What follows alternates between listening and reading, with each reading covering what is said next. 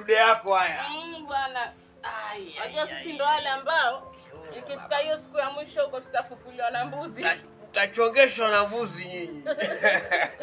Wale basi ungepoa hilo kote. Kama kuchokeshwa tu. Watu naogopa hili. Nyinyi kwa kuingia kwenye zile side parts za mfuko. Yuko juu.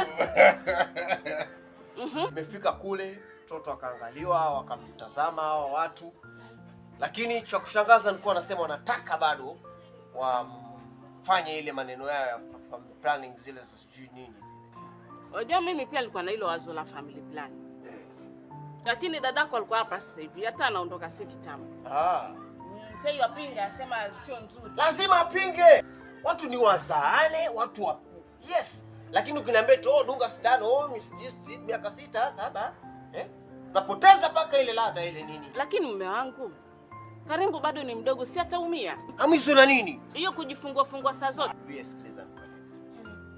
Hawa wazungu wanataka kupanga watu.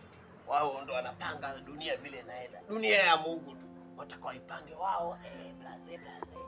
Unaona? Lakini sisi wa Afrika tukizana tukiwa tele, kesho tunawavamia, tunawafurusha wote wale wazungu. Lakini sasa uwezo tutakuwa tunao. Uwezo tuko nao. Hatujatambua tu wewe. Basi watu kumbatiana polepole waninyonga kabisa. Wapi bibi? Wanakanifa na taksini wewe. Hapa sinema inapanda namba tu.